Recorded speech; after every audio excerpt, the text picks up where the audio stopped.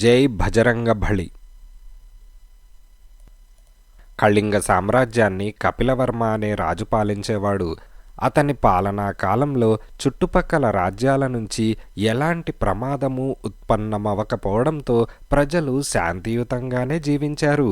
అయితే అది కపిలవర్మ శౌర్య పరాక్రమాల వల్లనే అనుకుంటే పొరపడినట్లే. అతని పాలనా కాలంలో చుట్టుపక్కల రాజ్యాలలో అంతఃకలహాలు చెలరేగాయి. వారిలో వారు కొట్టుమిట్టాడుతూ ఉండడంతో ఇక పొరుగు రాజ్యాల మీదకు దండెత్తగలిగే చావ వారిలో లేదు. ఇంతకీ అంతఃకలహానికి రెచ్చగొట్టింది కళింగ రాజ్యమేననే అపవాదు కూడా ఉన్నది. అయితే కపిలవర్మ అంత తెలివిమంతుడేమీ కాదు. ఎల్లవేళలా నృత్య వినోదాలలో మునిగి తేలే రాజుకు ఇక వ్యూహరచనకు తీరికేది. మరి ఈ కుటిల రాజకీయాలకి కారకుడెవరు అంటే కళింగ దేశపు మహామంత్రి సుమంతుడు. నిజానికి రాజ్యాన్ని పాలిస్తున్నది అతడే. రాజుగారి స్వార్థ బుద్ధిని తనకు అనువుగా ఉపయోగించుకుంటూ అలాంటి సలహాలనే ఇస్తూ తన మాటే వేదవాక్కుగా సాగేలా చేసుకుంటున్నాడు మంత్రి. తమకు రాజ్య విస్తరణ అవసరం లేదు, పొరుగువారికి లేకుండా ఉండడానికే తమ చారుల ద్వారా ఆ రాజ్యాలలో అల్లకల్లోలాలు సృష్టించేలా సుమంతుడు చేశాడు. అందువల్ల ప్రజలు తాత్కాలికంగా శాంతియుత జీవనం గడుపుతున్నా వారికి సుఖం మాత్రం కరువైంది. ఎందుచేతనంటే ప్రజలెవరి వద్ద ఎలాంటి అపురూపమైన వస్తువు ఉండకూడదు. ఉంటే అది రాజుగారికి ఒప్పగించాలి. ఇది రాజశాసనం. దీనిని ధిక్కరించిన వారికి కఠిన శిక్ష.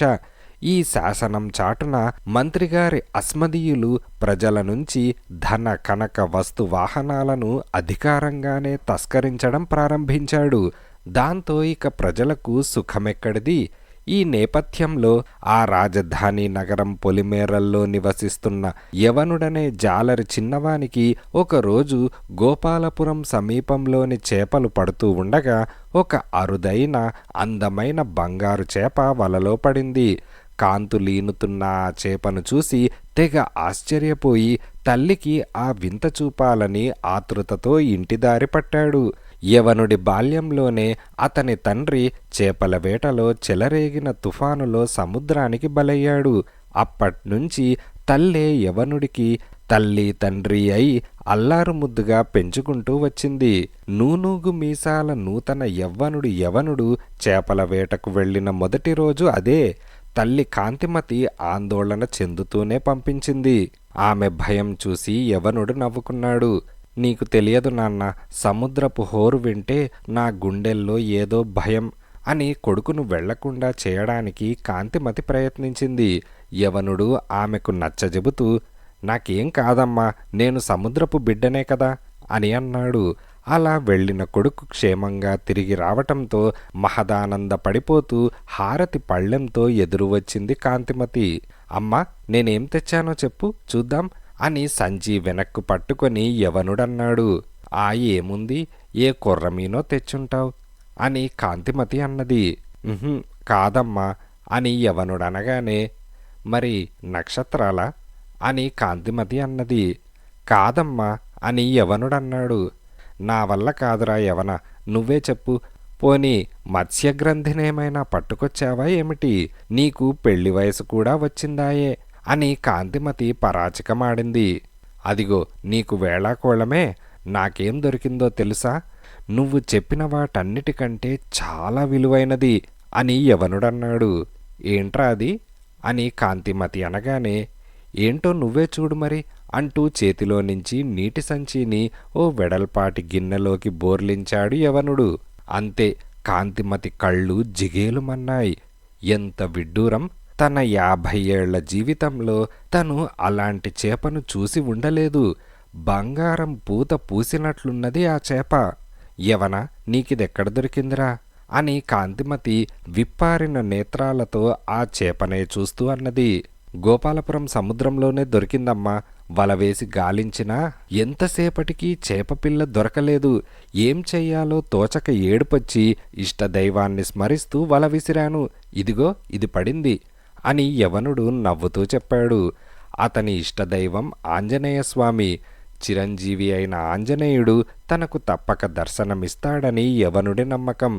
అసలు ఆ కారణంగానే ఆంజనేయుణ్ణి అతను తన ఇష్టదైవంగా చేసుకున్నాడు. అంతా ఆంజనేయుడి కృప. దాన్ని జాగ్రత్తగా తొట్టెలో వేసి ఉంచు అని కాంతిమతి అన్నది. లేదమ్మా, దీన్ని రాజుగారికి కానుకగా ఇస్తాను అని యవనుడనగానే కాంతిమతి ఉలిక్కిపడింది.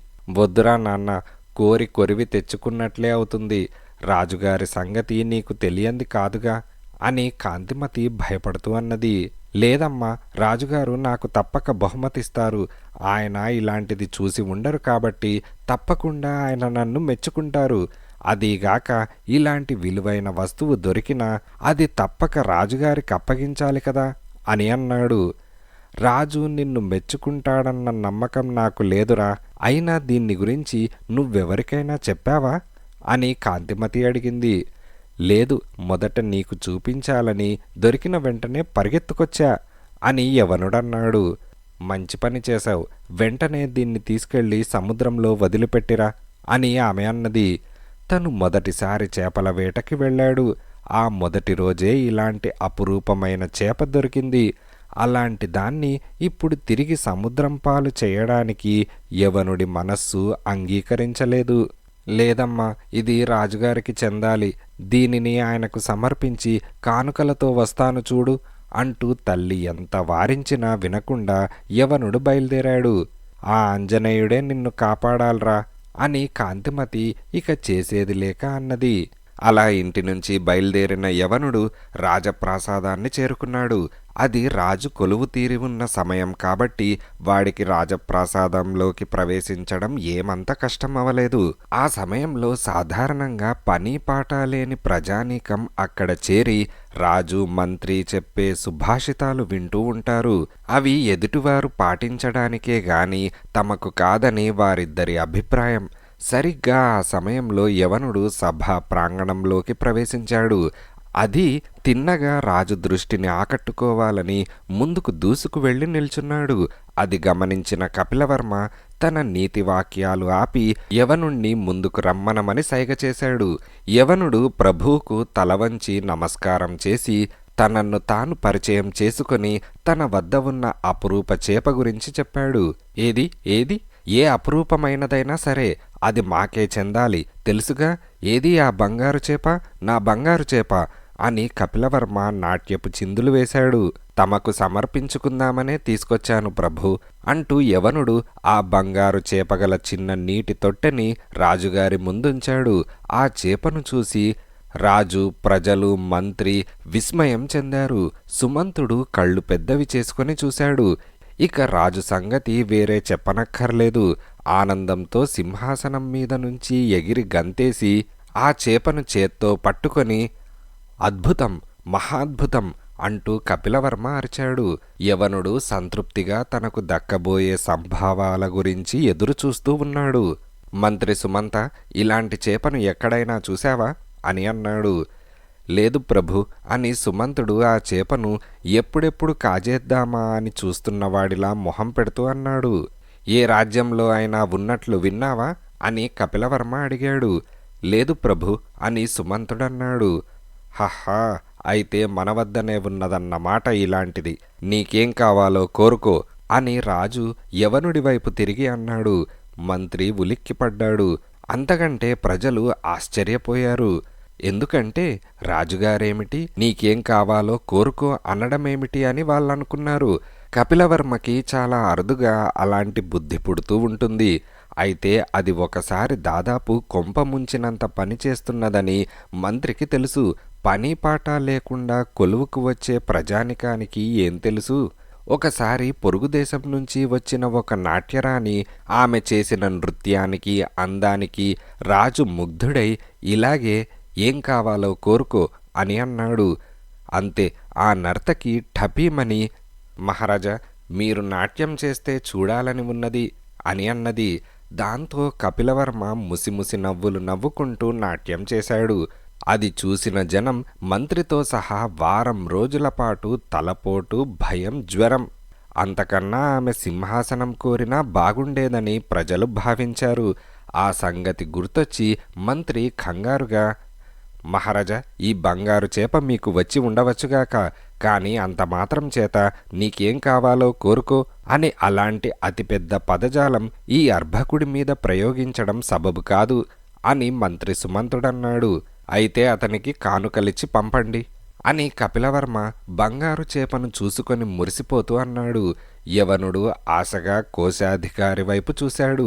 కోశాధికారి ఎంతిమ్మంటారు అని అన్నట్లు మంత్రి వైపు చూశాడు. యవనుడి దృష్టి కూడా సుమంతుడి వైపు తిరిగింది. సుమంతుడు కుటిల మనస్కుడాయే. ఒక పట్టాన ఇవ్వడానికి అతని మనస్సు అంగీకరిస్తుందా? అందుకే ఒక చిన్న తిరకాసు పెట్టదలిచాడు. మహారాజా, మీ వద్ద ఇప్పుడు ఒకే ఒక బంగారు చేప ఉంది కదా అని అన్నాడు. అవును, నా వద్ద ఏమిటి? ఈ భూప్రపంచంలోనే ఇదొక్కటే బంగారు చేప అని కపిలవర్మ గర్వంగా అన్నాడు. అలా అని మీరనుకుంటున్నారు ప్రభు, కానీ నాకలా అనిపించడం లేదు. మరికొన్ని ఉండి ఉంటాయని అనిపిస్తోంది. కనీసం మరొక్కటైనా ఇలాంటిది ఉండి తీరాలి. అది మనకే దక్కాలి అని మంత్రి అన్నాడు. మనక అని రాజు ఆశ్చర్యపోతూ అన్నాడు. అదే ప్రభు, మనకి అంటే తమకి అని. ఎందుచేతనంటే ఏ జీవి అయినా తోడు ఉంటేనే కదా జీవించగలిగేది. అందుచేత దీనికి తోడుగా ఉండటానికి ఇలాంటిదే మరొక బంగారు చేప కావాలి అని మంత్రి అనగానే, అయితే వెంటనే మన ఆస్థాన జాలర్లను పంపి సముద్రమంతా గాలించమనండి. ఎవరక్కడ అని కపిలవర్మ జాలర్లను పిలిపించమని చెప్పడానికి అరిచాడు. అంతా ఇక్కడే ఉన్నారు ప్రభు, కాని అని మంత్రి సంశయంగా అన్నాడు. చెప్పండి, ఏమిటి మీ సంశయం అని కపిలవర్మ అధికారంగా అన్నాడు. లేదు ప్రభు, మన జాలర్ల కన్నా ఆ పని ఈ యవనుడు చేస్తేనే మేలనిపిస్తోంది. మొదటి చేప ఇతనికే దొరికింది కాబట్టి ఆ రెండో బంగారు చేపను కూడా సంపాదించాలి. అప్పుడు మనం యవనుణ్ణి సంతృప్తిపరిస్తే బాగుంటుందని నా అభిప్రాయం అని సుమంతుడన్నాడు. కపిలవర్మ ఏమాత్రం ఆలోచించకుండా మంత్రి చెప్పిన మాటలకు తల ఊపుతూ, అవునవును యవన, మరో బంగారు చేపను కూడా తీసుకురా, అప్పుడే నీకు ఈనాములిస్తాం, లేకుంటే కారాగార శిక్షే అని అన్నాడు. ఈ మాటలు విన్న యవనుడు నిరాశ చెంది ఏదో చెప్పబోయాడు. కాని సుమంతుడు అడ్డుపడి, విన్నావుగా రాజాజ్ఞ, వెళ్ళి మరో బంగారు చేపను కూడా తీసుకురా, లేకుంటే నీకు శిక్ష తప్పదు అని అన్నాడు. యవనుడు రాజువైపు తిరిగి, తమ ఆజ్ఞ మహారాజా అంటూ వెనుదిరిగి ఇంటిదారి పట్టాడు. మంత్రి కోశాధికారి వైపు గర్వంగా చూశాడు. అంతవరకు ఊపిరి బిగబట్టి ఉన్న కోశాధికారి హాయిగా ఊపిరి పీల్చుకున్నాడు. ఒకవేళ రాజు ఇమ్మన్న ఖజానాలో ధనమేది? అంతకు ముందు రోజు వరకు వసూలైన పన్నుల మొత్తమంతా మంత్రి అతను తమ బొక్కిసాలలో నింపుకున్నారాయే.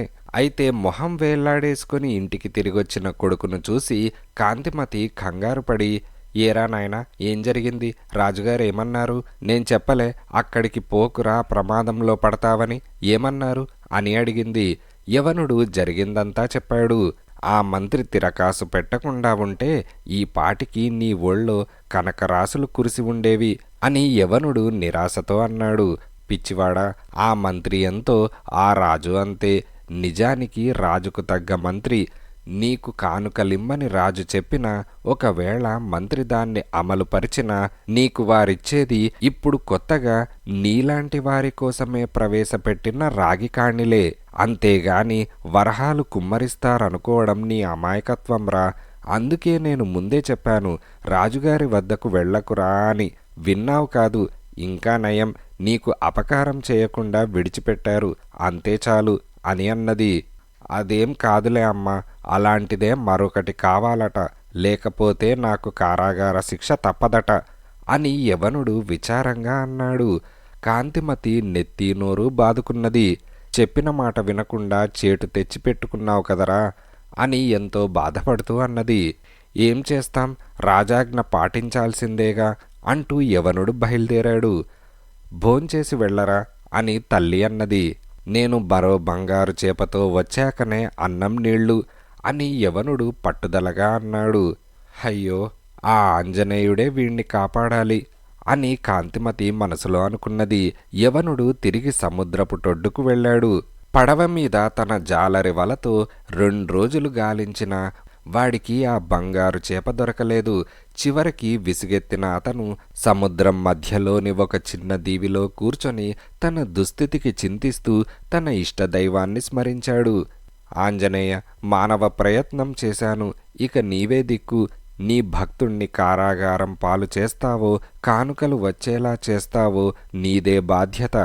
జై భజరంగ భళి అంటూ వల గిరగిరా తిప్పి సముద్రంలోకి విసిరాడు. మరుక్షణం ఆకాశంలో ఓ మెరుపు మెరిసింది. ఓ ఉల్కరాలి సముద్రంలో పడింది. ఆ మెరుపుకి అతని కళ్ళు మిరుమిట్లు గొలిపాయి. ఒక్క క్షణం వాడికి ప్రపంచం అంధకార బంధురమైనట్లు అనిపించింది. ఆ ఉల్కపడిన వేగానికి సముద్రంలోని అలలు ఉవ్వెత్తున లేచాయి. వాటి ఎత్తు తాటి చెట్టంత ఉంటుందనుకున్నాడు.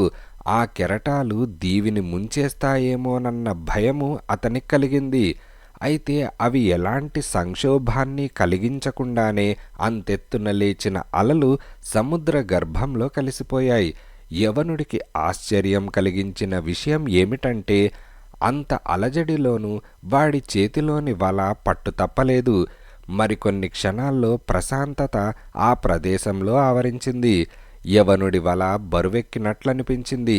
నెమ్మదిగా వలని ఒడ్డుకు లాగాడు. వలలో ఒక చేప పడింది. అది అతి చిన్న చేపపిల్ల.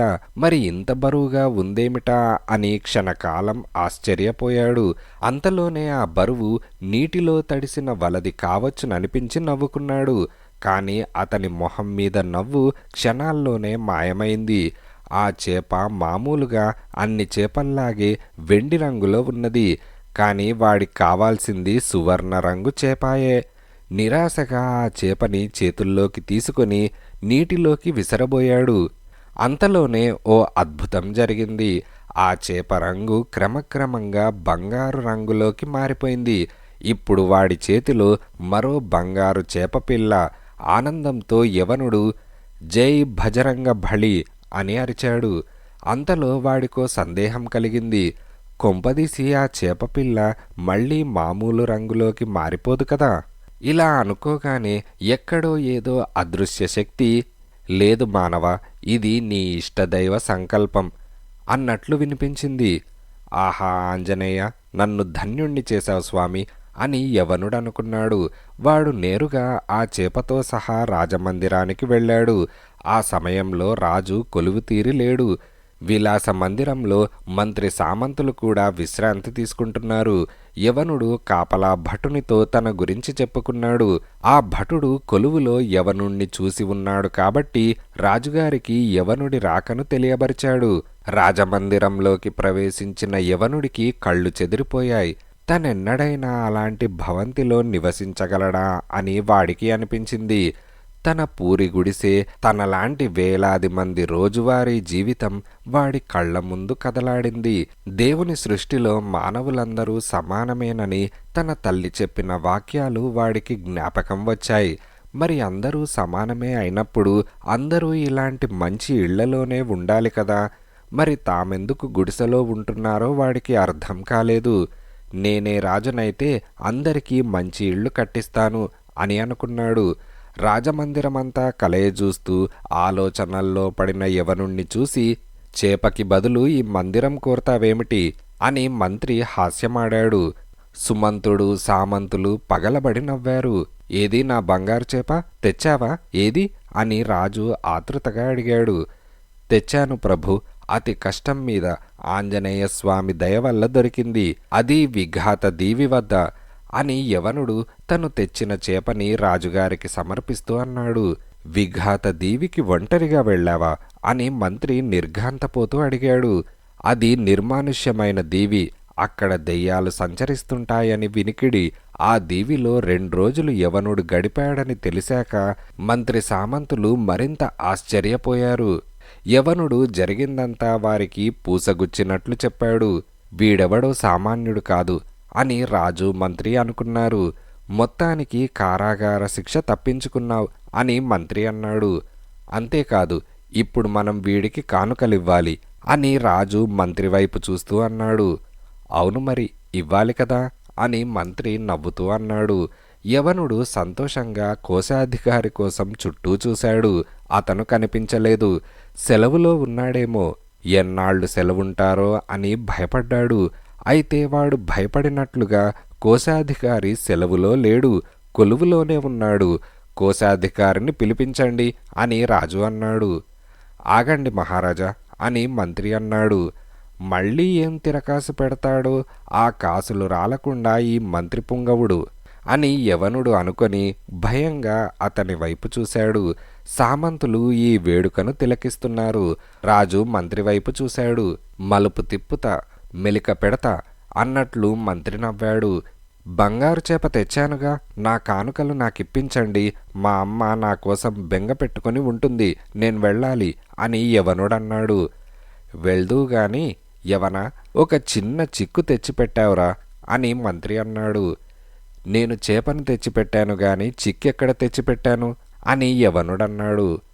అదే నాయనా, నువ్వు తెచ్చిపెట్టిన చిక్కు. ఇప్పుడు ఈ బంగారు చేపలు బ్రతకాలంటే మరి మామూలు నీరు పనికిరాదు కదా. అందులోనూ నువ్వేమో ఒకటి దైవ సంకల్పం వల్ల జనించిందంటున్నావాయే. మరి ఇవి బ్రతకాలంటే స్ఫటికం వంటి అతి స్వచ్ఛమైన సరస్సు కావాలి. ఆ సరస్సు కూడా నువ్వే తెచ్చిపెట్టగలిగితే హాయిగా రాజుగారిచ్చే కానుకలు పట్టుకుపోవచ్చు, లేదా కారాగార శిక్ష తప్పదు మరి అని మంత్రి నవ్వుతూ అన్నాడు. హారి మంత్రి, తిరకాసిలా పెట్టావా అని సామంతులనుకున్నారు. సరస్సు తేవడమేమిటి అని ఆశ్చర్యపోయారు.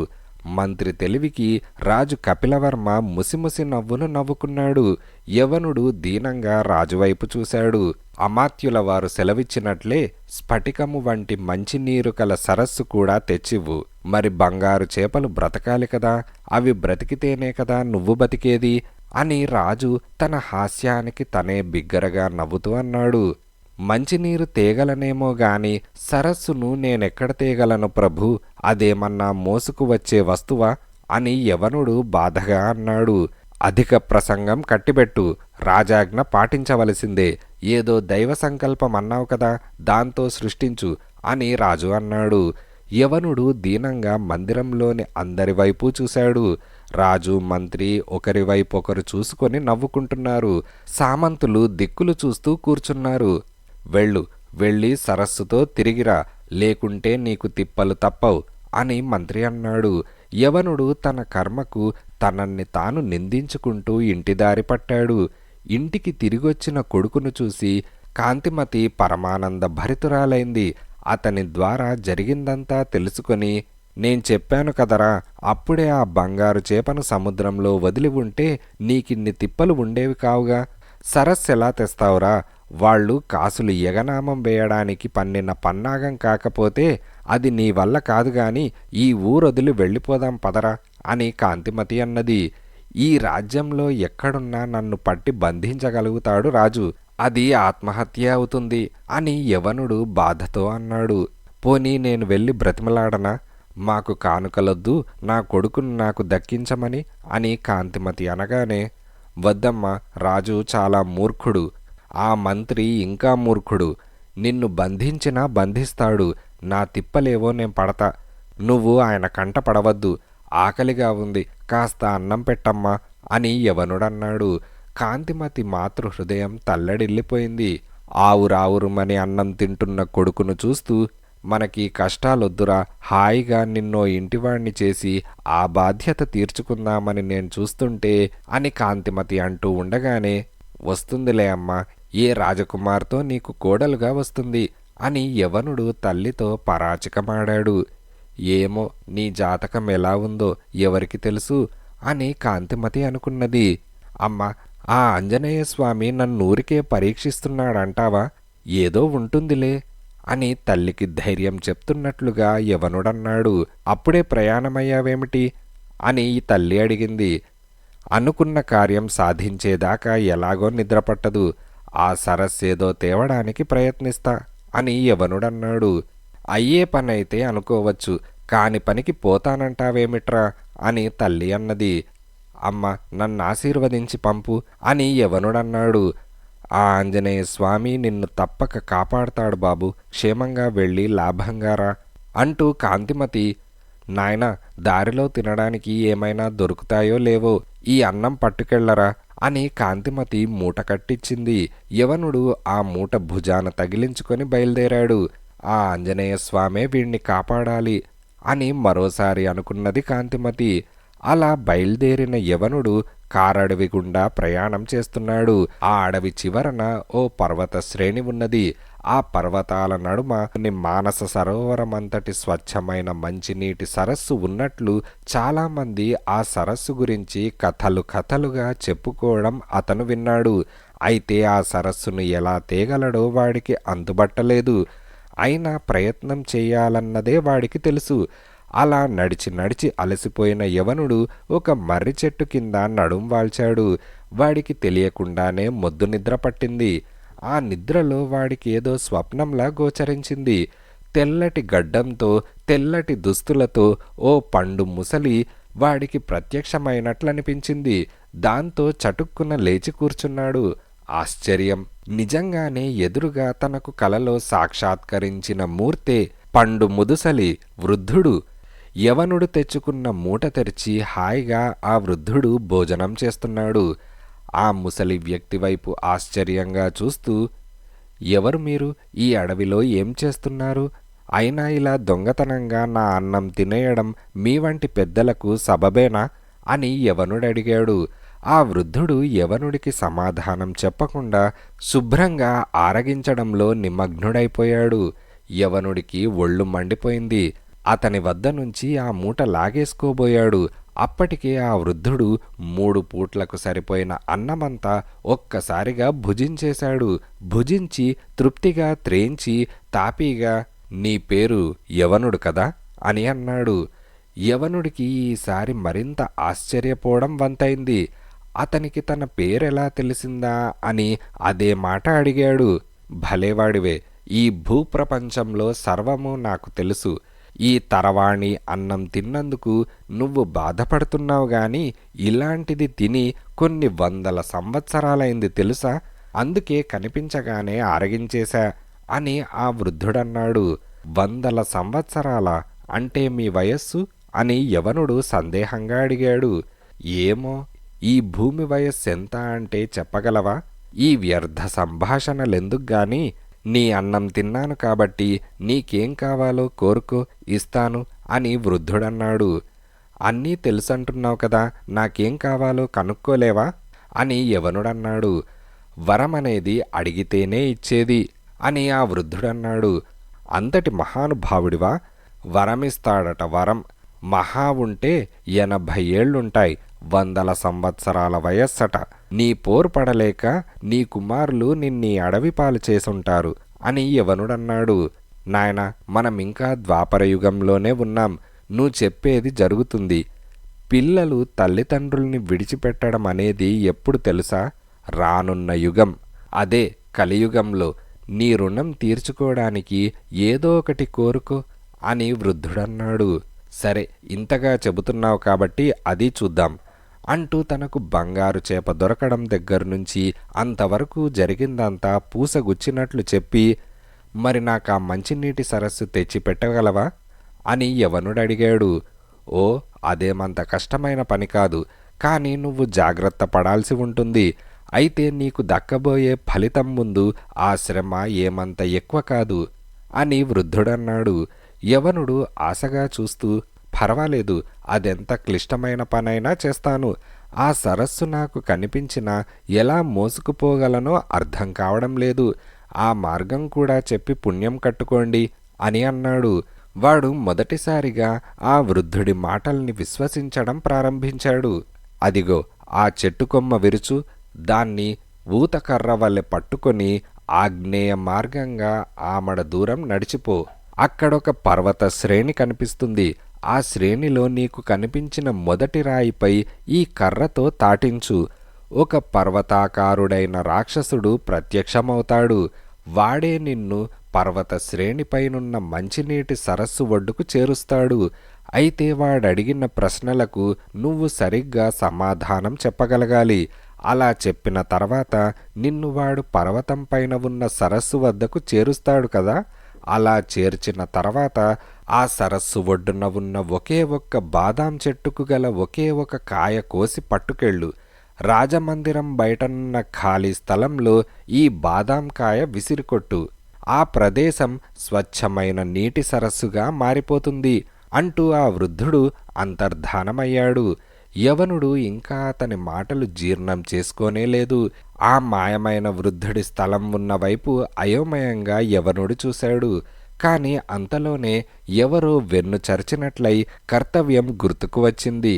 తను సేద తీర్చుకున్న మర్రి చెట్టు కొమ్మనొకదాన్ని పెరికి దాన్ని చిన్న బెత్తంలా చేశాడు. ఆగ్నేయ దిక్కును గుర్తించి ఆమడ దూరంకి నడక ప్రారంభించాడు. నడిచి వెళ్తున్న మాటే గాని యవనుడి మనస్సులో అనేక సందేహాలు. అసలా ముసలాడెవరు? అలా ఎలా మాయమవ్వగలిగాడు? దెయ్యమా లేక దైవమా? అతనికి బోధపడలేదు. ఎవరైతేనేం తన పని జరిగితే చాలనుకున్నాడు. ఆమడ దూరం నడిచిన తర్వాత యవనుడికి పర్వత శ్రేణి ఎదురైంది. ముసలివాడు చెప్పినట్లుగా అక్కడ యవనుడికి కనిపించిన మొదటి రాయి మీద తన చేతిలోని బెత్తంతో తాకించాడు. అంతే, మరుక్షణం ఫెళఫెళార్భాటాలతో ఆ రాయి నుంచి ఒక పర్వతాకారుడైన రాక్షసుడు ఉద్భవించాడు. వాడిని చూడగానే యవనుడు 4 అడుగులు వెనక్కు వేశాడు. అది గమనించిన ఆ పర్వతాకారుడు, భయపడకు యవనా, ఖాడ్గేయ రాజైన నేను శాపవశాన ఇలా శిలారూపం రాక్షసావతారం దాల్చవలసి వచ్చింది అని అన్నాడు. యవనుడు కాస్త ధైర్యం చిక్కబట్టుకొని తేరిపార చూస్తూ, సాధారణంగా అందరికీ ఒక శాపమే కదా ఉండేది, అదెలా నీకు మాత్రం ఒకేసారి 2 శాపాలు 2 రూపాలు వచ్చాయి అని అడిగాడు.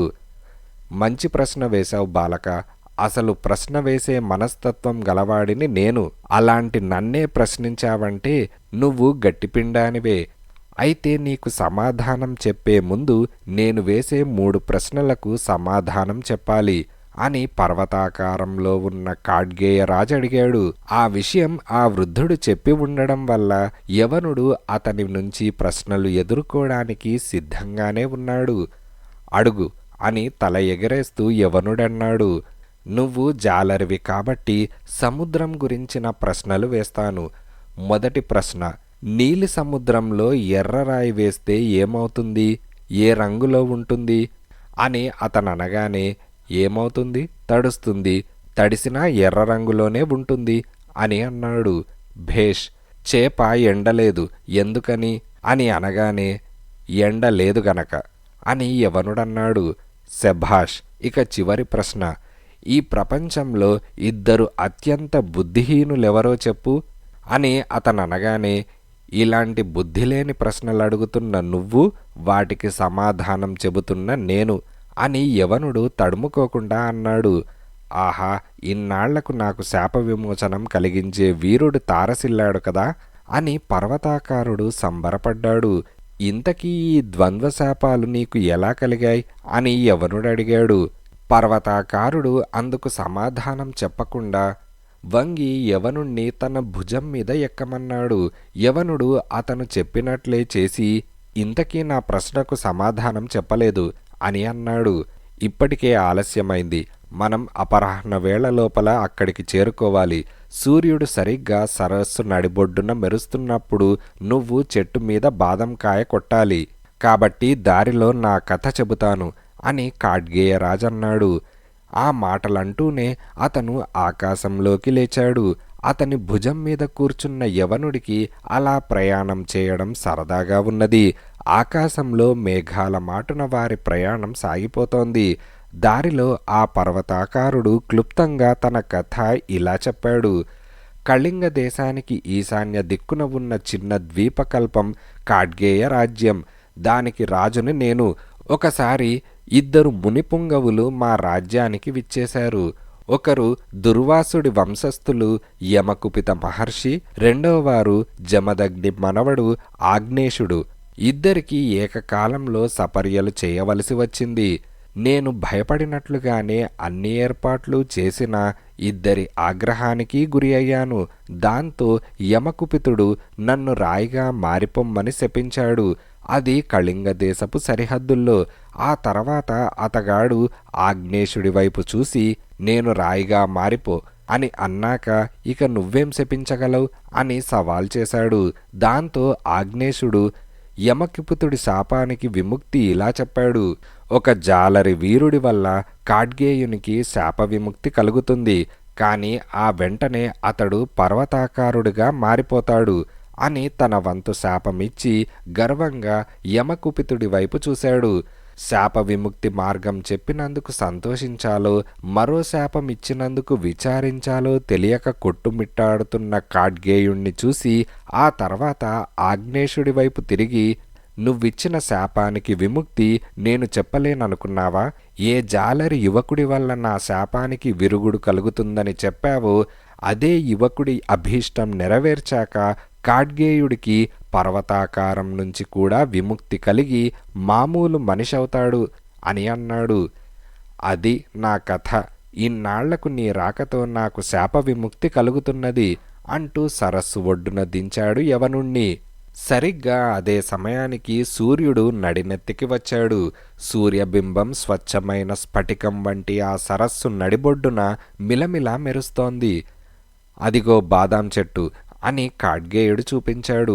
యవనుడు ఆ చెట్టును సమీపించి జై భజరంగ భళి అని ఆంజనేయ స్వామిని స్మరించాడు. అంతెత్తున ఉన్న ఆ చెట్టు కొమ్మ తనంతట తానే కిందకు వాలింది. ఆ కొమ్మకు ఉన్న ఒకే ఒక్క బాదాం కాయను యవనుడు కోశాడు. మరుక్షణం ఖాడ్గేయుడికి పర్వతాకారం మాయమై అతని యథారూపం వచ్చేసింది. ఆనందంతో అతను యవనుణ్ణి కౌగిలించుకొని తనకు శాపమిచ్చిన మునులిద్దరినీ స్మరించాడు. దాంతో ఇద్దరూ కళింగదేశం సరిహద్దుకు చిటికలో చేరుకున్నారు. యవనుడికి ధన్యవాదాలు చెప్పి అతను తన రాజ్యం వైపు బయలుదేరాడు.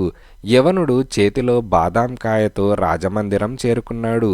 అయితే రాజమందిరంలో కపిలదేవ మహారాజు ఇంకా నిద్రలేవలేదు. భటులు యవనుణ్ణి గుర్తుపట్టినా అటకాయించారు. యవనుడు తను వచ్చిన పని వివరంగా వారితో చెప్పాడు. కాని ఆ బాదాంకాయ విషయం మాత్రం ఆ భటులకు చెప్పలేదు. అయితే ఏది ఆ సరస్సు అని ఎగతాళిగా ఒకడడిగాడు. నువ్వేమన్నా శివుడివా నెత్తిమీద పెట్టుకురావడానికి అంటూ మరొకడు పరాచికమాడాడు. రాజుగారికే ఆ సరస్సు సమర్పిస్తాను అని యవనుడన్నాడు. సరస్సే సమర్పిస్తావో శిరస్సే సమర్పించుకుంటావో నీ ఇష్టం, కాసేపాగు అని మొదటి భటుడన్నాడు. ఈలోగా మంత్రి సుమంతుడు ఆ రోజు జరపదలిచిన దుష్కార్యాల గురించి రాజుగారికి ఏకరువు పెట్టేందుకు మందిరానికి విచ్చేశాడు. అతడు యవనుణ్ణి చూసి ఓహో నువ్వు ప్రాణాలతో వచ్చావన్నమాట అని ఎక్కసెకంగా అన్నాడు. అంతేకాదు మహామంత్రివర్య, సరస్సును కూడా తెచ్చాడట.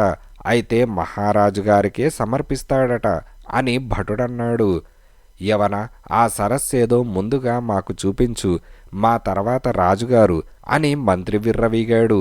సరిగ్గా ఆ సమయానికే అక్కడికి వచ్చిన సేనాపతి నభికేతుడు మంత్రి పలుకులు విననే విన్నాడు. మంత్రివర్య, తమ తర్వాతనే రాజుగారా? ఆహా, నిన్నటి విద్రోహ వార్తలేమీ లేవే. రాజుగారిని శాంతింపజేయడం ఎలాగరా అని మదనపడుతూ ఉంటే తమరు చక్కటి వార్త అందించారు. అమాత్యుల మీద చాడీలు చెప్పడానికి కించిత్తు బాధగా ఉన్నా నా ఉద్యోగం దక్కించుకోవాలిగా.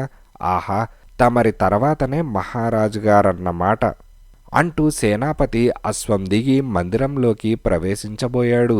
అమాత్యుల వారు తన తప్పిదాన్ని గ్రహించాడు. అసలే సేనాపతికి తనంటే పడదాయే. దీనికి రెండింతలు చేర్చి చెప్పినా చెబుతాడు. వెంటనే సేనాపతికి అడ్డు నిలబడి నేనేదో మరో ఉద్దేశంతో అంటే ఏకంగా నువ్వు దానికి మరో ఉద్దేశం అందిస్తున్నావు. ఈ మాయల మారిగాడు రాజుగారికి ఏదన్నా హాని తలపెడితే అందుకే ముందుగా మాకు నీ కనికట్టు విద్యేదో చూపించు, ఆ తర్వాత రాజుగారి వద్ద ప్రదర్శిద్దువు గాని అని అన్నాను. అందులో తప్పేముంది? దానికి నువ్వు విపరీతార్థాలు తీస్తున్నావు అని సుమంతుడన్నాడు. నేనేమీ మంత్రగాణ్ణి కాను కనికట్టు విద్య ప్రదర్శించడానికి అని యవనుడు కాస్త రోషంగానే అన్నాడు. ఊరుకో, నువ్వొకడివి. బంగారు చేపలు తెచ్చి మా ప్రాణాలు తీస్తున్నావు అని సుమంతుడు విసుగ్గా అన్నాడు. ఏదో అపురూపమైన వస్తువు దొరికింది కదా అని తెచ్చిస్తే అలాంటిది మరొకటి కావాలని, అవి బతకడానికి నీరు కావాలని ప్రాణాలు తీసింది మీరు కాదా? అయినా ప్రజల వద్ద ఏ అపురూపమైన వస్తువు ఉండకూడదని నియమం ఏర్పరిచింది మీరు కాదా అని యవనుడు మండిపడ్డాడు. కుర్రకుంక, ఊరుకుంటూ ఉంటే నీ ఆగడం మితిమీరిపోతుంది. ఈరోజు ఎలాగో నీకు శిరశ్ఛేదం తప్పదులే అని మంత్రి సేనాపతి వైపు తిరిగి, సేనాపతి, మనం ఒకటి, ఇంత చిన్న విషయాన్ని పెద్దది చేయకు అని సుమంతుడన్నాడు. సరే, ఆ మాట మీదే ఉందాం. సైన్యం ఉత్తర ప్రాంతం రవాణా ఖర్చు మీద తమరు చూసి చూడనట్లు ఉండాలి మరి అని సేనాపతి అన్నాడు. మంత్రికి మండింది. అందులో అతనికి వాటా రాదు. అది సేనాపతి కోశాధికారి లోపాయికారి వ్యవహారం. కాని అప్పటికి అవుననక తప్పింది కాదు. ఓ సంతే కదా అని మంత్రి నవ్వుతూ అన్నాడు. యవనుడు తన కళ్ల ముందే జరిగిన బేరసారాలు చూసి విస్తుపోయాడు. వాడికి అంతవరకు సుమంతుడి మీద ఉన్న కొద్దిపాటి గౌరవం కూడా పోయింది. ఈలోగా మహారాజు గారు నిద్రలేచినట్లుగా నగారా మోగింది. మరో ఘడియలో దర్శనం చేసుకోవచ్చునన్నమాట. ముందు మంత్రిగారు వెళ్లారు. ఆ వెనకనే సేనాపతి. యవనుణ్ణి భటులు నిలిపివేశారు. కొద్దిసేపటికి ఆ అనుమతి రానే వచ్చింది. ఏది సరస్సు అని కపిలదేవ మహారాజన్నాడు. తమ అనుమతి ప్రకారం తెచ్చాను. కాని ఇక్కడ సృష్టిస్తే రాజప్రాసాదం మునిగిపోదా అని యవనుడన్నాడు. మహారాజా, బాలకుడు మాటలు నేర్చాడు అని మంత్రి అన్నాడు. చూస్తాం, ఆ మాటలు మంచినీటి మూటలా లేక వ్యర్థ ప్రేలాపనలా అన్నది కూడా చూస్తాం. యవన, నా బంగారు చేపలను కాపాడడానికి తెమ్మన్న సరస్సు నిమిషాల మీద మా కళ్ల ముందుండాలి. లేదంటే నీకు కఠిన కారాగార శిక్ష తప్పదు అని మహారాజన్నాడు. తమరు ఒకసారి ఉద్యానవనంలోని మైదానానికి రావాల్సి ఉంటుంది అని యవనుడన్నాడు. ఏంటి, ఆ మైదానాన్ని చెరువుగా మార్చావా ఏమిటి అని రాజు నవ్వుతూ అన్నాడు. దారిలో చూశాను మహారాజా, మైదానంలాగానే ఉన్నది. అక్కడ నీటి చుక్క లేదు అని సేనాపతి అన్నాడు. తమరు రండి ప్రభు, అంత స్వచ్ఛమైన సరస్సును తమరు చూడలేదంటారు అని యవనుడన్నాడు. సరే పదండి అని రాజు అన్నాడు. అందరూ ఉద్యానవనం చేరుకున్నారు.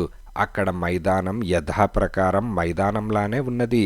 యవనుడు ఆ మైదానం మధ్యలో 4 వైపులా ఒక గీత గీశాడు. అతను చేసే ప్రతి పనిని మహారాజు, మంత్రి, సేనాపతి శ్రద్ధగా గమనించారు. ఆ గీతలకు తూర్పు దిక్కులో నిలబడి తదేక ధ్యానం చేస్తున్నవాడిలా కాసేపు మౌనం వహించి ఆ తర్వాత తన అంగీలోని బాదాంకాయ తీసి జై భజరంగ భళి అని అరిచి ఆ గీతలు గీసిన భాగం మధ్యలోకి విసిరిగొట్టాడు. అంతే, మరుక్షణం ఒక నీటి బుగ్గలా ఉవ్వెత్తున నీరు లేచి ఆ గీతలు గీసినంత మేర క్షణాల్లో సరస్సు రూపకల్పన చేసుకున్నది. దోసిలితో ఆ సరస్సులోని నీటిని మహారాజుకు చూపించి, రాజా, ఇంత స్వచ్ఛమైన నీరు మీరెప్పుడైనా చూశారా? ఈ నీరు సేవించి చూడండి. ఆ రుచి కేవలం కైలాస పర్వతంలోని మానస సరోవరంలోనే గోచరిస్తుంది అని యవనుడు ఆ నీటిని రాజు దోసిలిలోకి పోస్తూ అన్నాడు. రాజు ఆ నీటిని తాగి, ఆహా, అద్భుతం అని అన్నాడు. మంత్రి, సేనాపతి సరస్సు వైపు వెళ్లారు. ఆగండి, ఈ నీరు నా సొంతం. దీని చుట్టూ గట్టి భద్రత ఏర్పాట్లు చేయండి. నేను, నా బంగారు చేపలు తప్ప ఈ నీరు వేరెవ్వరూ సేవించడానికి వీల్లేదు అని మహారాజు హుకుం జారీ చేశాడు. యవన, నువ్వంత కష్టపడి తెచ్చావు కాబట్టి ఓ గుక్కెడు నీళ్లు తాగు, పర్లేదు అని రాజు అన్నాడు. అది విని మంత్రి, సేనాపతి అవమానంతో దహించుకుపోతూ ఉండడం చూసి యవనుడు సంతోషంతో నవ్వుకున్నాడు. మహాప్రభు, ఆ అర్హత నాకు లేదు. ఎందుకంటే ఈ రాజమందిరం కట్టిన వాళ్ళు ఇందులో నివసించగలరా? లేరు కదా. ఈ నీరు తమ కోసం కాబట్టి ఈ నీటిని తాగడానికి నేను అనర్హుణ్ణి అని యవనుడనగానే, ఆహా, అది రాజభక్తి అంటే. మంత్రివర్య, ఇతనికి కానుకలిప్పించి పంపించండి అని రాజు అన్నాడు. అయితే మంత్రి సుమంతుడు అంత త్వరగా ఆ రాగి నాణాలైనా ఇవ్వనిస్తాడా? మరో మెలిక పెట్టాడు.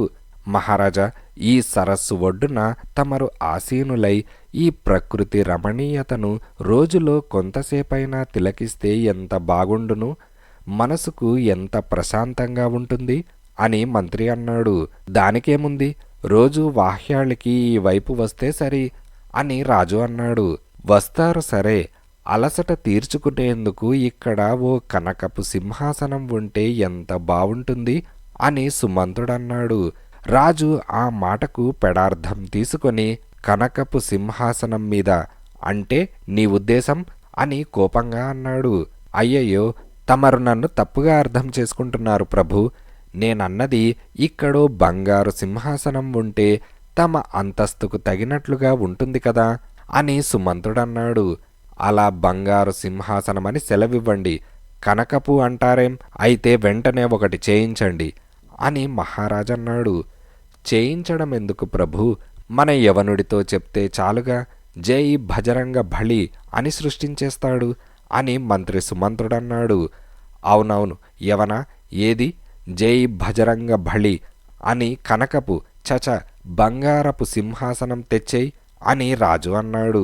రాజా, కనకమన్నా బంగారమన్నా ఒకటే కదా, మరి కనకపు సింహాసనమంటే మీకెందుకంత కోపం అని యవనుడు అడిగాడు. అలా అనకూడదులే గాని నువ్వు జై భజరంగ భళి అని అను అని రాజు అన్నాడు. అలా అనడానికి ఒక దీక్ష కావాలి అని యవనుడన్నాడు. 4 తగిలిస్తే అదే దీక్ష అని సుమంతుడన్నాడు.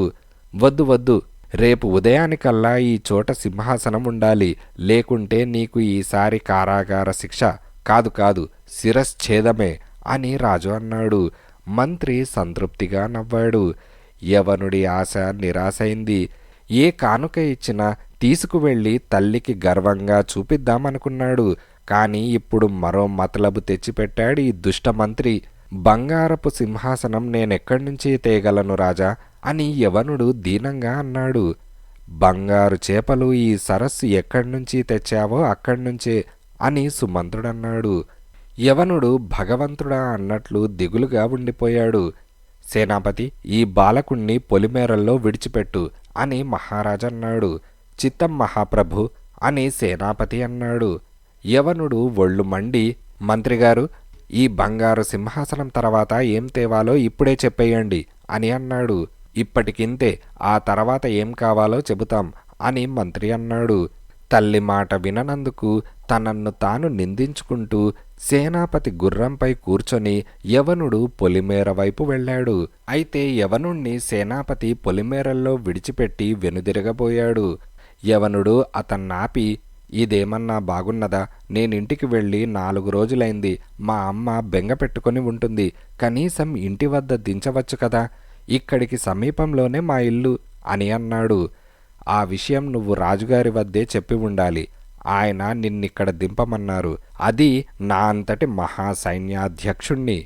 నా అంతస్తుకి తగనిదైనా రాజుగారి మాట కాదనలేక నిన్నిక్కడ వరకు తెచ్చాను. ఇప్పుడు మీ ఇంటి దగ్గర దింపడానికి నేనేమైనా నీ సారథిని అనుకున్నావా? మరో మాట మాట్లాడావంటే నీ తల ఇక్కడే నరికి రాజుగారికి ఏ కాకమ్మ కథో చెప్పి తప్పించుకుంటాను అని సేనాపతి అన్నాడు.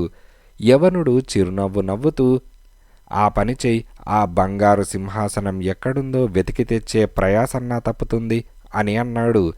అందుకే నిన్ను విడిచిపెడుతున్నాను. ఎలాగో కనకపు సింహాసనం మీద కూర్చునే అదృష్టం రాజుగారికి లేదు. ఆ పని కాస్త ఆయనే చేస్తాడు. మధ్యలో నా చేతులెందుకు రక్తసిక్తమవడం అంటూ సేనాపతి వెళ్ళిపోయాడు. యవనుడు ఒక క్షణం ఆలోచనలో పడ్డాడు. ఇంటికి వెళ్దామా అని అనిపించింది. అంతలోనే తనకు ఉన్న సమయం తక్కువ అని గ్రహించి అడవి మార్గం పట్టాడు. నూనూగు మీసాల యవనుడికి అసలు తన జీవితం ఏ మలుపు తిరుగుతున్నదో అర్థం కాలేదు. హఠాత్తుగా తనకు ఓ బంగారు చేప దొరకడం, దాని తర్వాత వరుసగా ఇలా ఒకదాని తర్వాత ఒకటిగా పరీక్షలెదుర్కోవడమేమిటి? అయితే ఇంతవరకు అన్నీ సవ్యంగానే జరుగుతున్నాయి. మరి బంగారు సింహాసనాన్ని మాత్రం ఎందుకు సాధించలేను అని మనసులో దిట్టపరుచుకున్నాడు. వాడికి అంతకుముందు తనకు సహాయపడిన వృద్ధుడు గుర్తుకొచ్చాడు. యవనుడిలో ఏదో ఆశ చిగురించింది. మళ్ళీ ఆ చెట్టు దగ్గరకు వెళ్ళి ప్రయత్నిస్తే ఆ వృద్ధుడు కనిపించి సహాయం చేస్తాడేమోనన్న ఆశ. దాంతో అటువైపు ప్రయాణం ప్రారంభించాడు. అలా వాడు ఆ మర్రి చెట్టు దగ్గరకు చేరుకోగానే సరిగ్గా అపరాహ్న వేళైంది. అప్పటికే అలసిపోవడం వల్ల యవనుడు ఆ చెట్టు నీడ ఆదమర్చి నిద్రపోయాడు. వాడికి మెలకువ వచ్చేసరికి సాయం చీకట్లు ఆవరించుకున్నాయి. కంగారుగా లేచాడు. అంతసేపు మొద్దు నిద్రపోయినందుకు తనను తాను తిట్టుకున్నాడు. వృద్ధుడు తను నిద్రపోతున్నప్పుడు వచ్చి వెళ్ళాడా? అయినా తన దగ్గర అన్నం మూట లేదుగా, అందుకని నిరాశతో వెళ్ళిపోయాడా? ఇంటికి వెళ్ళి వచ్చి ఉంటే ఎంత బావుండేది, అమ్మను చూసినట్లుండేది, అన్నం మూట కట్టుకొని వచ్చి ఉండవచ్చు. అన్నమనగానే వాడికి ఆకలి జ్ఞాపకం వచ్చింది. అంతవరకు ఆ నీటి సరస్సు వేటలో వాడికి ఆకలి గుర్తురాలేదు. ఇప్పుడేమో భయంకరమైన ఆకలి. చుట్టుపక్కల చూశాడు. ఉసిరి చెట్టొకటి కనిపించింది. ఆ అడవిలో అన్ని మర్రి చెట్ల మధ్య ఒకే ఒక్క ఉసిరి చెట్టు. ఆత్రంగా ఆ చెట్టు వైపు వెళ్ళాడు. చెయ్యి ముందుకు చాచి ఒక్క ఎగురు ఎగిరి కొమ్మనున్న ఉసిరికాయ కోయబోయాడు. అంతే, తుఫాను గాలికి ఊగినట్లు చెట్టు విపరీతంగా ఊగసాగింది. ఆ గాలికి వాడు తిరిగి వచ్చి మర్రి చెట్టు మొదట్లో పడ్డాడు. చుట్టూ ఎక్కడా తుఫాను వాతావరణం లేదు. మర్రి చెట్టు ఊడలు కూడా కదలడం లేదు. మరి ఆ ఉసిరి చెట్టు వద్ద మాత్రం అంత గాలి ఎందుకు వచ్చిందబ్బా అని వాడు ఆశ్చర్యపడేలోపే ఒక గంభీరమైన కంఠం, ఏరా బాలక, ఆకలి వేస్తుందా అని వినిపించింది. ఆ కంఠం ఎటువైపు నుంచి వచ్చిందా అని బొంగరంలా తిరిగి చుట్టూ చూశాడు. ఈలోగా వాడికి ఆ కంఠం ఎక్కడో విన్నట్టనిపించింది. అది ఆ వృద్ధుడి కంఠస్వరమే. ఒక్క క్షణం ఆనందం, అంతలోనే ఆక్రోశం వాడిని పెనవేశాయి. ఆనందం ఎందుకంటే ఆ తాత ఆ చుట్టుపక్కలే ఉన్నందుకు, ఆక్రోశం కనిపించకుండా ఇలా ఏడిపిస్తున్నందుకు. అంతలోనే వాడికో సందేహం, అసలది తనకు కనిపించిన వృద్ధుడిదేనా, లేక మరెవరైనా మాయావి తనన్ను ఏడ్పించడానికి ఇలా చేస్తున్నాడా? అప్పుడే వాడికి వాళ్ళమ్మ చిన్నప్పుడు చెప్పిన ఓ దెయ్యాల కథ జ్ఞాపకం వచ్చింది. ఈ భూమి మీద ప్రతి ఒక్కరికి ఇన్నేళ్ల ఆయుష్ అని ఉంటుందిరా కన్నా. ఒకవేళ ఆ గడువు పూర్తయ్యేలోగానే ఏ యుద్ధం వాతపడో, మరే ప్రమాదం ఏర్పడో ఆ వ్యక్తి మరణించాడనుకో, అప్పుడు ఈ భూమి మీద అతనికి దేవుడు రాసిన ఆయుష్ వరకు అతని ఆత్మ అలా ఈ భూమిపైన ఉన్న శూన్యంలో సూక్ష్మ రూపంలో తిరుగుతూనే ఉంటుంది. మనిషిగా బతికినప్పుడు వారి వారి ప్రవర్తనను బట్టి అలా మనం దెయ్యాలంటాం చూడు, అవి అలా అయిన తర్వాత కూడా అలానే ప్రవర్తిస్తూ ఉంటాయి. అంటే ఓ మంచి వ్యక్తి ఇలా అకస్మాత్తుగా పోయాడనుకో, మంచి దెయ్యంగానే ఉంటాడు. అదే ఓ చెడ్డ వ్యక్తి అయితే అని వాళ్ళమ్మ అంటూ ఉండగానే, చెడ్డ దెయ్యం అవుతాడు కదమ్మా, మరైతే అలా దెయ్యాలుగానే ఉండిపోతారా వాళ్ళు అని చిన్నప్పుడు యవనుడి సందేహం. లేదురా, చెప్పానుగా, ఈ భూమి మీద వాళ్లకు న్యాయ ప్రకారం భగవంతుడు రాసిన ఆయుష్ తీరగానే ఆ పరమాత్మలో కలిసిపోతారు. దాంతో వాళ్లకు విముక్తి అన్నమాట అని తల్లి చెప్పిన కథ జ్ఞాపకం వచ్చింది యవనుడికి. అలా అంతకుముందు అక్కడ తనని ఆ తాతను చూసిన చెడ్డ దెయ్యం ఏదైనా తాతలా మాట్లాడి తనన్ను ఏడిపిస్తుందో అన్న సందేహం యవనుడికి కలగడానికి అది కారణం. అయితే వాడు అలా సందేహంతో కొట్టుమిట్టాడుతూ ఉండగానే వాడి ముందు ధవళ వస్త్రధారి అయిన ముదుసలి తాత ప్రత్యక్షమయ్యాడు. ఏం బాలక, ఆకలిగా ఉందా అని అడిగాడు. అతనిని గమనించి యవనుడు ఇంకా ఆకాశంలో నుంచి కంఠం మాత్రమే వినిపిస్తుందనుకొని, లేదు, సరదాకి ఉసిరికాయ కోశాను అని కోపంగా అన్నాడు. కోపం వలదు యవన, ఇటు చూడు, నేను నీ తరవాణి అన్నం తిన్న తాతని అని వృద్ధుడనగానే అప్పుడు పక్కకు తిరిగి యవనుడు చూశాడు. అవును, ఆ తాతే, తన అన్నం తిని తనకు సహాయం చేసిన తాత. అంతలోనే వాడి మొహం ముడుచుకుపోయింది. ఇప్పుడు మరి తన దగ్గర అన్నం లేదుగా, ఈసారి మరి తాత సాయం చేస్తాడా అని అనుకుంటూ ఉండగా, యవన, ఏమిటి నీ సందేహం? ఇదిగో, జై భజరంగ బలి అని అనుకో మరి అని తాత నవ్వుతూ అన్నాడు. జై భజరంగ బలి అప్రయత్నంగానే అన్నాడు. మరుక్షణం యవనుడి ముందు పంచభక్ష పరమాన్నాలతో విందు భోజనం ప్రత్యక్షమైంది. యవనుడు వాటివైపు నిర్లక్ష్య భావంతో చూసి, ఆకలితో ఉన్న మాట నిజమే కాని తాత, ఇవి తింటే అజీర్తి చేస్తుంది. ఇవి కాదు నాకు కావాల్సింది. చేతనైతే మా అమ్మ చేసే తరవాణి అన్నం తెప్పించు అని అన్నాడు. అసలే తెల్లగా ఉన్న ఆ వృద్ధుడి మొహం మరింత తెల్లబడింది. అది నా వల్ల కాదు, మరేదైనా కోరుకో అని అన్నాడు. సరే, ఇంతకు ముందు నువ్వేగా మరో బంగారు చేపనిచ్చి సహాయం చేసి నాకీ చిక్కు తెచ్చిపెట్టావు. నువ్వే ఈ చిక్కుముడి కూడా విప్పు అని యవనుడు జరిగిందంతా చెప్పాడు. అయితే ఓ పని చెయ్యి, ఈ ఉసిరిక చెట్టు నుంచి ఓ కాయ కొయ్యి. ఈ ఉసిరికలో ఓ మహత్యమున్నది. 7 రోజులు నీ శరీరాన్ని తేలిగ్గా ఉంచి ఆకాశంలో పక్షిలా ప్రయాణించడానికి దోహదపడుతుంది. అంటే ఇది తింటే నువ్వు ఈ వారం రోజులు ఆకాశయానం చేయగలవన్నమాట అని తాత అన్నాడు. నేనే వైపు ప్రయాణించాలి అని యవనుడు అడిగాడు. ఈశాన్య దిక్కుగా ప్రయాణించు. అక్కడ ఒక పెద్ద పర్వతం ఎదురవుతుంది. అదే చిత్రకూట పర్వతం. ఆ పర్వతం ముఖద్వారం వద్ద ఒక పెద్ద రాక్షసుడు కాపలా కాస్తూ ఉంటాడు. వాడి పేరు కృతకేతుడు. వాడు ఒకప్పుడు గొప్ప ఆంజనేయ భక్తుడు. కానీ వరుసగా విజయ పరంపరలు వాడిలో అహాన్ని రేకెత్తించాయి. వాడు పాలించే జయపురానికి ఒకసారి దుర్వాసుని మనవడైన శపితముని విచ్చేశాడు. దుర్వాసునికి 4 కోపం ఎక్కువ ఈ శపితమునికి. పేరుని బట్టే గ్రహించవచ్చు కదా, ఊరికే శాపాలిచ్చేస్తూ ఉంటాడని. అలాంటి శపితముని ఆగ్రహానికి గురి అయ్యాడు ఈ కృతకేతుడు. ఇంతకీ కృతకేతుడు చేసిందేమీ పెద్ద తప్పు కాదు. ఈ మునికి సపర్యలు బాగానే చేశాడు. కానీ ఆ ముని భోజనంలోకి ఎలా వచ్చిందో ఓ కేశం వచ్చింది. దాంతో ఆగ్రహించి ఈ నగర పొలిమేరల్లోని చిత్రకూట పర్వత ముఖద్వారం వద్ద రాక్షసుడవై పరితపిస్తూ పడి ఉండు అని శపితముని శపించాడు.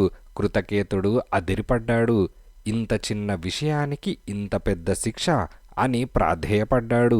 ఆంజనేయ భక్తుడైన ఒక బెస్త యువకుని వల్ల నీకు శాప విమోచనమవుతుంది అని శపితుడన్నాడు. అప్పట్నుంచి కృతకేతుడు అలా రాక్షసుడిలా అక్కడ పడున్నాడు. వాడిని దాటి నువ్వు ఆ కొండ మీదకు చేరుకోవాలి. కొండ మీద ఎండి మోడు వారినట్లున్న ఒక చెట్టు ఉంటుంది. ఆ చెట్టు రెమ్మలు 5 కోసి తీసుకెళ్ళు. ఆ గట్టు మీద 4 కొమ్మలు ఉంచి 5వ కొమ్మతో వాటిని తాటించు.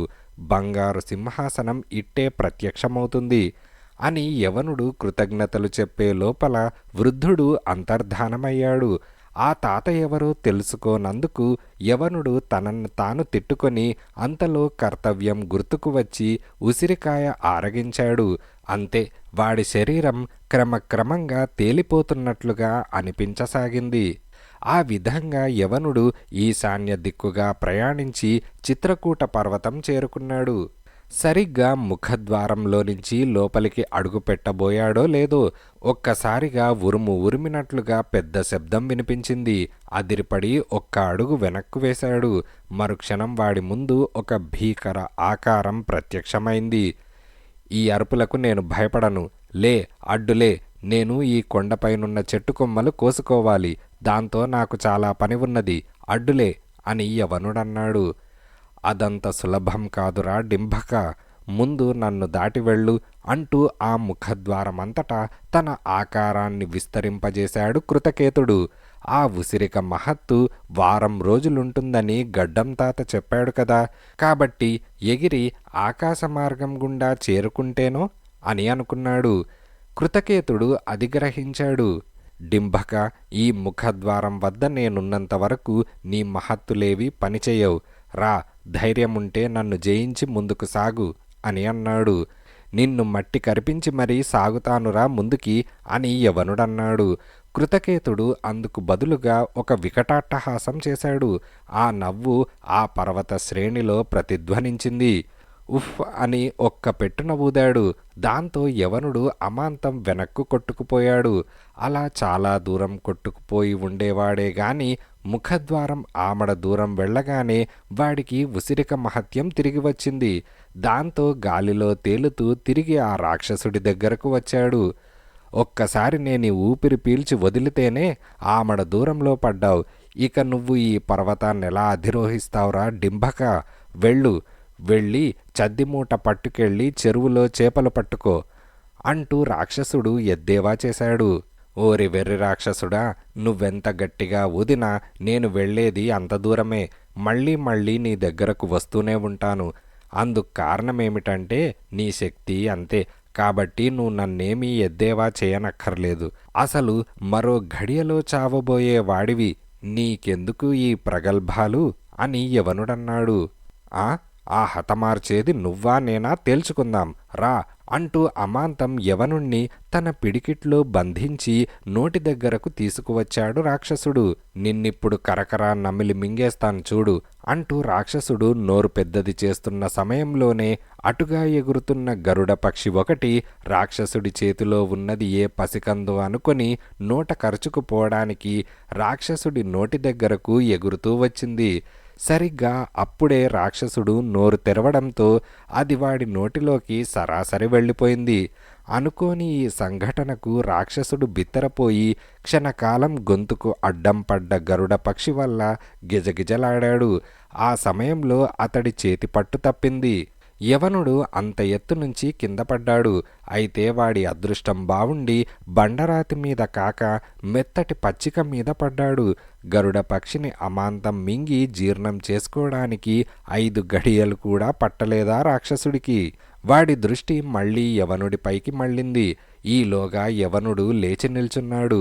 వృద్ధుడు చెప్పిన కృతకేతుడి కథ ప్రకారం ఒక ఆంజనేయ భక్తుడి మూలంగానే వాడికి శాప విముక్తి కలుగుతుంది.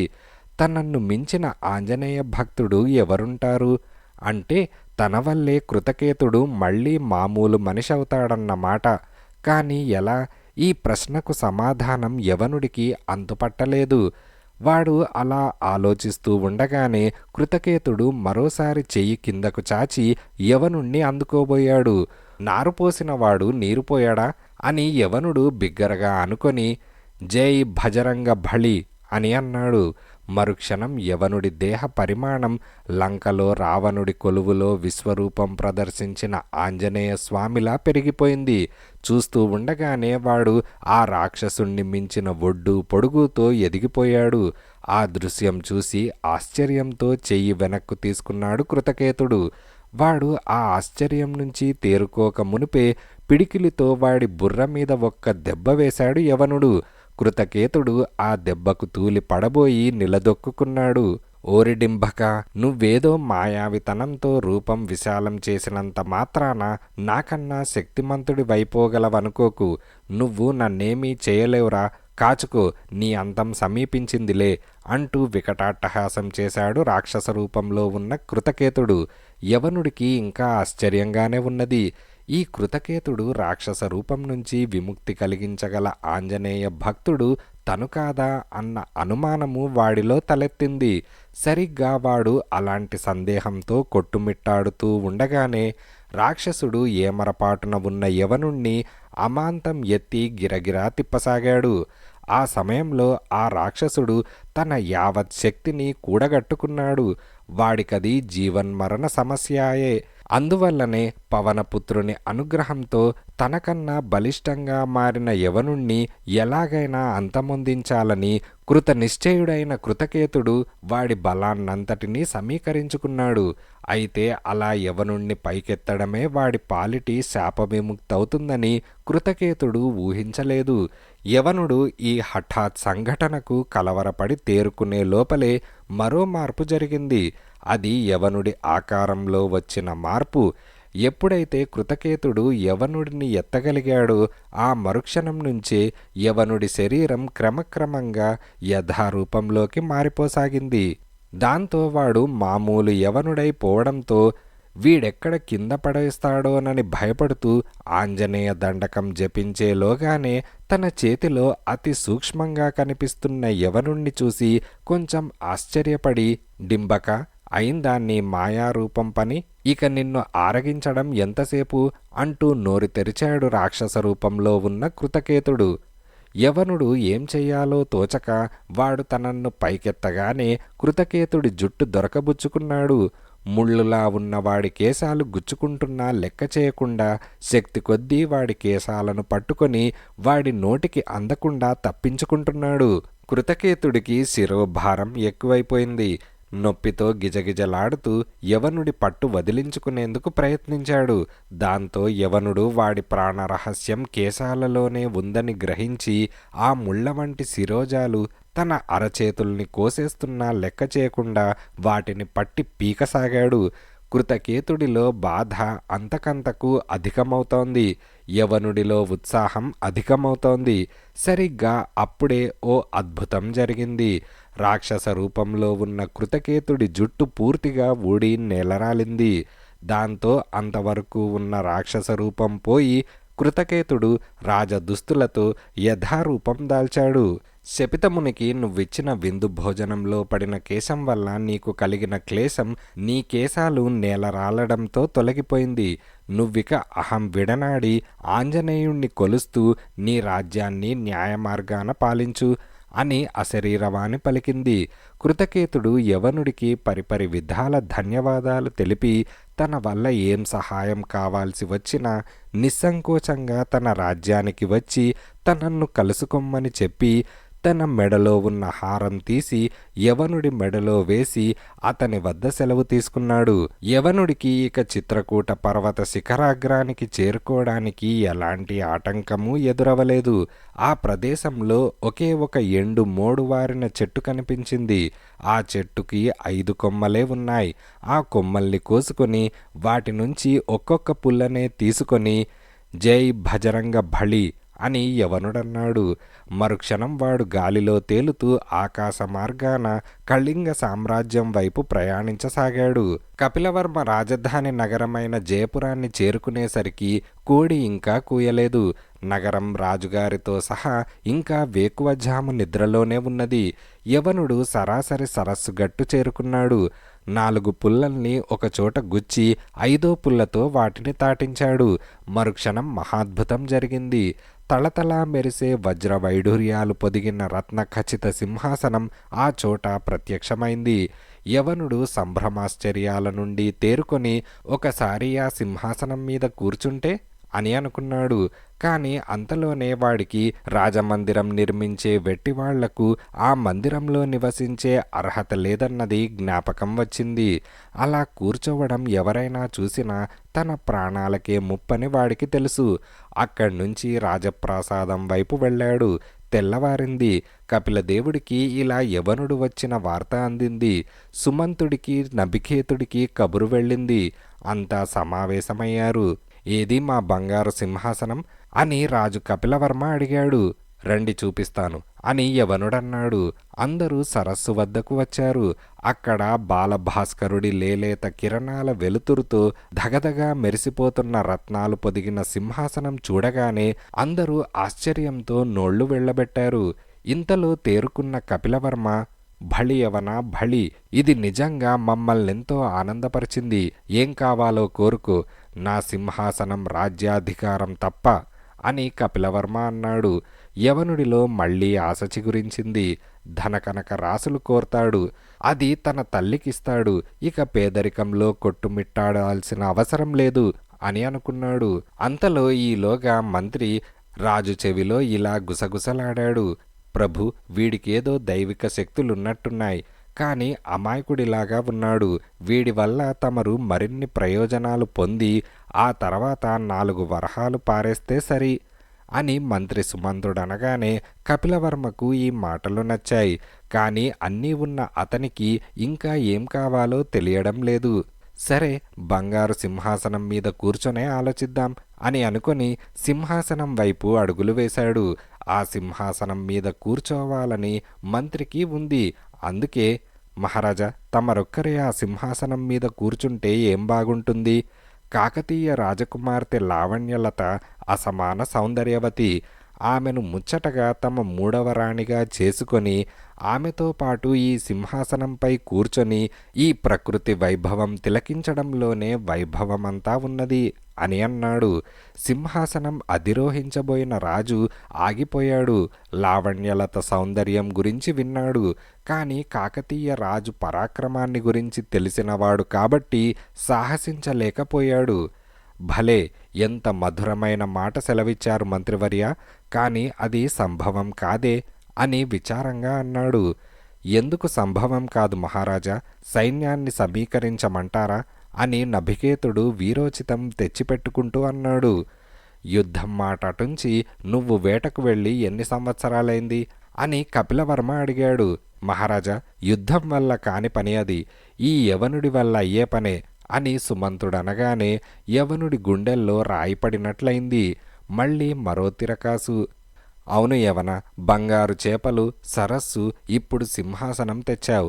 నాలో ఆశలు రేపింది నువ్వే. ఇదే నా చివరి కోరిక.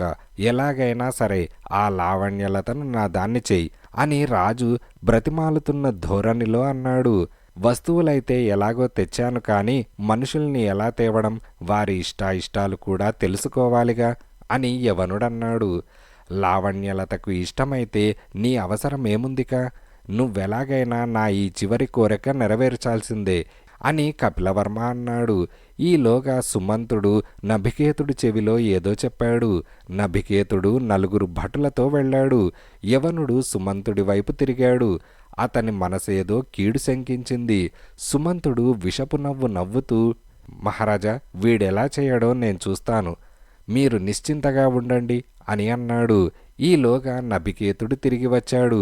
భటుల మధ్య బందీ అయి ఉన్న తన తల్లిని చూసి అమ్మా అని అరిచి ముందుకు వెళ్ళబోయాడు. సుమంతుడు చప్పట్లు చరచడంతో కొందరు భటులు అతన్ని పట్టి బంధించారు. నేనప్పుడే చెప్పాను కదరా, ఆ బంగారు చేపను సముద్రంలో వదిలేయమని, విన్నావు కాదు? ఇప్పుడు చూడు, ఇది మనకు రాజుగారిచ్చిన కానుక అని యవనుడి తల్లి దుఃఖంతో అన్నది. మా అమ్మను విడిచిపెట్టండి అని యవనుడరిచాడు. మీ మాతాశ్రీని కంటికి రెప్పలా చూసుకుంటాం. నువ్వు ఆ లావణ్యలతను మాకప్పగించి మీ మాతాశ్రీని నీతో తీసుకువెళ్ళు. అంతవరకు ఆమె మా బందీ కాదు, మా అతిథిగానే సకల మర్యాదలు పొందుతారు అని కపిలవర్మ అన్నాడు. అతనికి మంత్రి ఇంతటి పని చేస్తాడని తెలియదు, కాని చేశాక అదే తగిన పని అనిపించింది. తల్లి మాట జవదాటితే ఇంతేరా అని యవనుడి తల్లి అన్నది. సరే, నేను లావణ్యలతను తీసుకురావడానికి ప్రయత్నిస్తాను. ఈలోగా మా అమ్మకు ఏమాత్రం హాని తలపెట్టినా మీలో ఎవ్వరినీ విడిచిపెట్టను, జాగ్రత్త అని యవనుడన్నాడు. రాజు సైగతో భటులు అతన్ని విడిచిపెట్టారు. అమ్మ, నీ మాట పెడచెవిన పెట్టినందుకు నన్ను క్షమించు, ఇక ఎన్నడూ జవదాటను అని ఆమెకు పాదాభివందనం చేసి బయలుదేరాడు. ఈసారి వీడి పని ఆఖరు అని నభికేతుడనుకున్నాడు. ఈ మూర్ఖుడైన రాజును దించడం ఎంతసేపు, రాజ్యం నాదే ఇక అని సుమంతుడనుకున్నాడు. లావణ్యలత నా భార్య అయితే కాకతీయ సామ్రాజ్యము నాదే అవుతుంది. అప్పుడిక నేను తిరుగులేని చక్రవర్తినవుతాను అని కపిలవర్మ అనుకున్నాడు. అడవి వైపు వెళ్తున్న యవనుడు ఈసారి ఆ తాత కనిపిస్తాడో లేదో అని మనసులో అనుకున్నాడు. వీడిని ఆ ఆంజనేయ స్వామే కాపాడాలి అని యవనుడి తల్లి కొడుకును గురించి తలుచుకుంటూ అనుకున్నది. మళ్ళీ యవనుడు అడవిలోని ఆ మర్రి చెట్టు దగ్గరకు వచ్చాడు. వాడికి ఏం చేయాలో తోచలేదు. అక్కడికి రాగానే చుట్టూ చూశాడు. ఎక్కడా ఆ తాత జాడలేదు. జై భజరంగ భళి అని అరిచాడు. ప్రయోజనం లేకపోయింది. మళ్ళీ మళ్ళీ అరిచాడు. ఆ అరుపు ఆ అడవి నిశ్శబ్దాన్ని ఛేదించిందే కాని ఆ వృద్ధుడు మాత్రం రాలేదు. డీలా పడిపోయి ఆ మర్రి చెట్టు కింద కూర్చున్నాడు యవనుడు. వాడికి తెలియకుండానే గాఢ నిద్ర పట్టింది.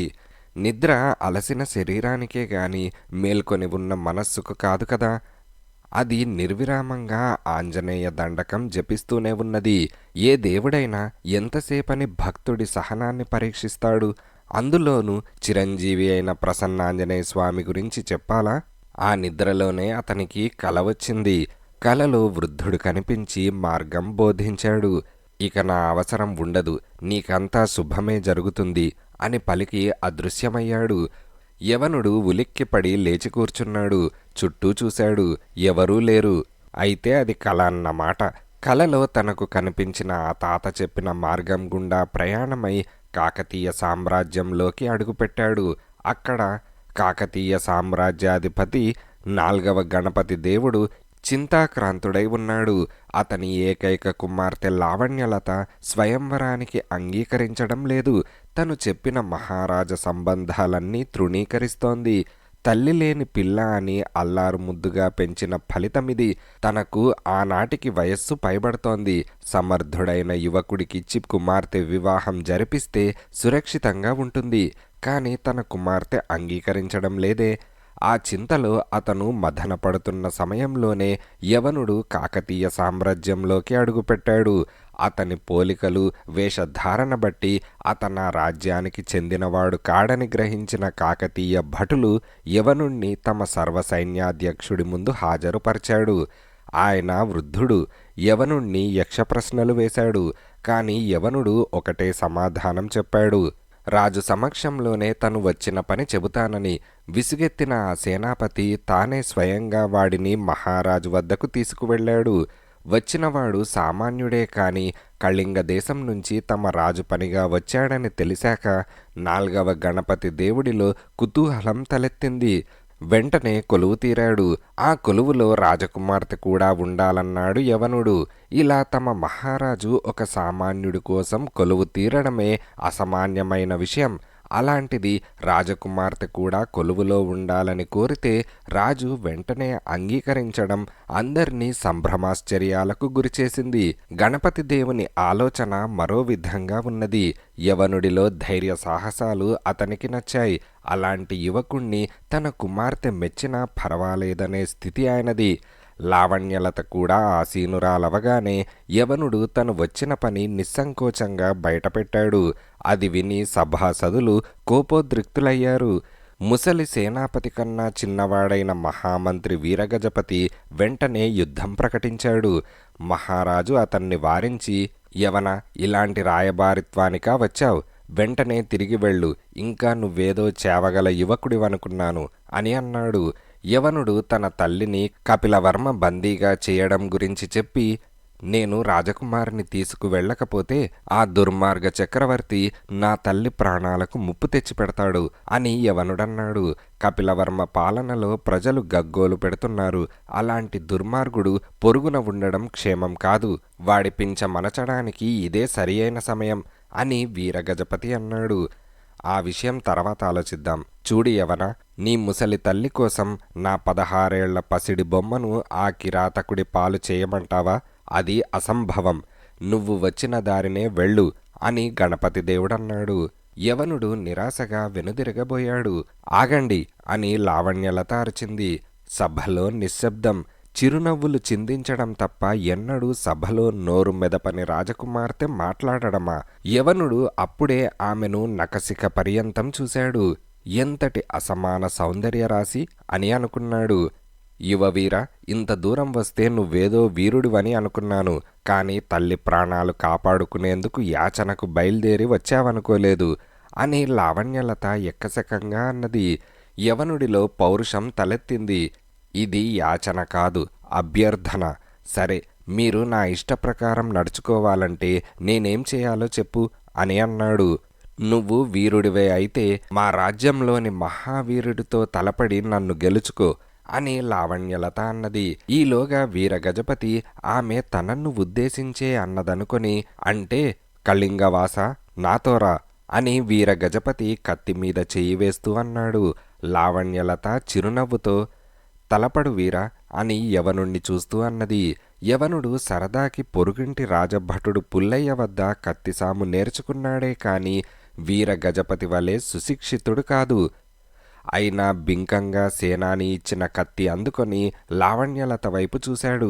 సరిగ్గా ఆ సమయంలోనే ఆమె అతని వైపు చూసింది.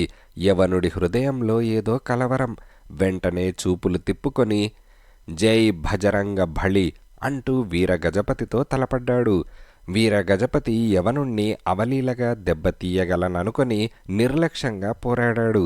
ఫలితంగా యవనుడు యుక్తితో అతని చేతిలోని కత్తి పడగొట్టాడు. వీరగజపతి తెల్లమొహం వేసేసరికి, మంత్రివర్య, తమరు నాకన్నా ఎంతో శక్తిమంతులు, కానీ నిర్లక్ష్య వైఖరి వల్ల దెబ్బతిన్నారు అంతే అని యవనుడన్నాడు. ఆ మాటలకు లావణ్యలత సంతోషించింది. మళ్ళీ చింతాక్రాంతుడై ఉన్న తన తండ్రితో, తండ్రి, ఈ యువకుడితో కళింగరాజ్యం వెళ్తాను. నా గురించి దిగులు పడవద్దు. నా భవిష్యత్తు ఇతనితోనే ముడిపడి ఉందనిపిస్తోంది. ఇతను ధైర్యశాలే కాదు, యుక్తిపరుడు. పెద్దల ఎడ గౌరవమున్నవాడు అని అన్నది. గణపతి దేవుడు చేసేది లేక యవనుడితో, వీరకుమార, ఈమెను నీ చేతిలో పెడుతున్నాను. మరి నువ్వే నా వారసుడివవుతావో లేక ఆ దుర్మార్గుడికే కట్టబెట్టి మరిన్ని కష్టాలు కొని తెచ్చుకుంటావో నీ ఇష్టం. ఇంతటితో నిన్ను వదిలిపెట్టడు, ఇంకా ఏవేవో అడుగుతాడు. అలాంటి వాణ్ణి వదిలించుకోవడం ఉత్తమం. నీకెంత సైన్యం కావాలంటే అంత తీసుకెళ్ళు అని అన్నాడు. సైన్యం వద్దు మహారాజా, మీ కుమార్తెను నాతో పంపండి చాలు అని యవనుడన్నాడు. గణపతి దేవుడు తన కుమార్తెకు కన్నీటి వీడ్కోలిచ్చాడు. లావణ్యలతను తీసుకొని యవనుడు కళింగ రాజ్యానికి బయలుదేరాడు. అయితే కళింగ రాజధాని కోలాహలంగా ఉన్నది. ముచ్చటగా రాజుగారి 3వ మనువుకి ఏర్పాట్లు జరుగుతున్నాయి. యవనుడు లావణ్యలతతో పాటు వస్తున్నాడన్న సమాచారం వేగులవాళ్ల ద్వారా అందగానే ఈ ఏర్పాట్లు రాజు మొదలుపెట్టాడు. ఆ రోజే రాజును చంపి రాజ్యాన్ని, లావణ్యలతను దక్కించుకునేందుకు మంత్రి సుమంతుడు ప్రణాళిక పన్నాడు. మంత్రి పన్నాగం గురించి తన చారుల ద్వారా తెలుసుకున్న సేనాపతి మంత్రికి ఎసరు పెట్టడానికి కుట్ర పన్నాడు. ఈ నేపథ్యంలో రాజధాని నగరంలో లావణ్యలతతో యవనుడు అడుగుపెట్టాడు. ప్రజలలో వాడో నాయకుడైపోయాడు. ఎవరి నోట విన్నా యవనుడి సాహసాలే. అవే కథలు కథలుగా వినిపిస్తున్నాయి. సరోవర తీరంలో బంగారు సింహాసనం వద్ద కళ్యాణ మహోత్సవం ఇంకా కొద్ది క్షణాల్లో జరగనున్నది. కపిలవర్మ యవనుడితో, భళి యవన భళి, మాట నిలబెట్టుకున్నావు, నేను నా మాట నిలబెట్టుకుంటాను, ఇదిగో నీ మాతాశ్రీ అని అన్నాడు. నాయనా యవన అని తల్లి యవనుడి దగ్గరకు వచ్చింది. ఇంతలో లావణ్యలత కంఠం కపిలదేవుణ్ణి శాసిస్తున్నట్లుగా వినపడింది. నేనేమీ దానమిచ్చే వస్తువును కాను. యవనుడు నన్ను గెలిచి ఇక్కడికి తీసుకొచ్చాడు. మీరు యవనుణ్ణి గెలిచి నా చెయ్యి అందుకోండి అని అన్నది. కపిలవర్మ ఈ మాటలకు పౌరుషంతో సరే అని పోరుకు సిద్ధపడ్డాడు. అది చూసి సుమంతుడు తను నియమించిన వ్యక్తికి కనుసైగ చేశాడు. అదను చూసుకొని రాజుపైకి కత్తి విసరమని సేనాపతి నబికేతుడు తన తొత్తుకు సైగ చేశాడు. సుమంతుణ్ణి చూపించి యవనుడు ఇదంతా గమనిస్తూనే ఉన్నాడు. రాజు కత్తి దుయ్యగానే యవనుడు నబికేతుడి ఒరలో కత్తిలాగి రాజు కత్తిని అడ్డుకున్నాడు. అదే సమయంలో కపిలవర్మ గుండెల్లో, సుమంతుడి గుండెల్లో ఒకేసారి కత్తులు దిగబడ్డాయి. ప్రజలు హాహాకారాలు చేశారు. సేనాపతి నబికేతుడు యవనుణ్ణి బంధించమని తన సైనికులకు ఉత్తర్విచ్చాడు. ఆ సైనికులతో భీకరంగా పోరాడి సేనాపతి నబికేతుణ్ణి కింద పడేసి జై భజరంగ భళి అంటూ కత్తి అతని మీదకు దూశాడు. అంతే, అతనికా శ్రమ అవసరం లేకుండానే నేలకు ఒరిగిపోతూ సుమంతుడు తన గుండెల్లోని కత్తిలాగి నబికేతుడి మీదకు విసిరాడు. నబికేతుడు ఒక్క కేక పెట్టి నేలకు ఒరిగాడు. కొన ఊపిరితో ఉన్న కపిలవర్మ యవనుణ్ణి దగ్గరకు రమ్మని పిలిచి, ఈ మంత్రి వల్ల, చెడు అలవాట్ల వల్ల చెడు పనులు ఎన్నో చేశాను. నాకు తగిన శిక్ష ఇది. ఇక ఈ రాజ్యానికి రాజువి నువ్వే అని తలవాల్చేశాడు. యవన మహారాజుకు జై అంటూ జయజయధ్వానాలు మిన్నుముట్టాయి.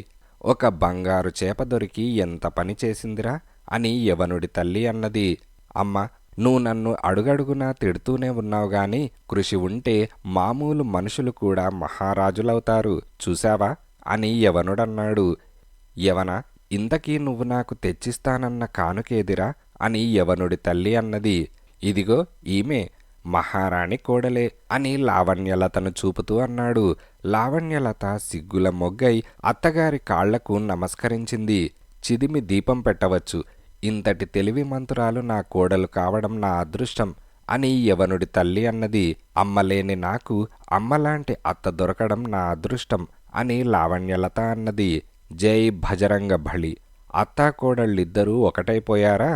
ఇక నాకీ రాజ్యపాలనే గతి అని యవనుడు నవ్వుతూ అన్నాడు. పైనుంచి ముసలి తాత తన చేతిని వారికి అభయమిస్తున్నట్టుగా ఊపుతూ తథాస్తు అని దీవించాడు. ఇంతటితో జై భజరంగ భళి అనే కథ సమాప్తం. అయిపోయిందా? శుభం. వంటింట్లోకి వెళ్ళి ఒక గుప్పెట్ చక్కెర నోట్లో పోసుకో.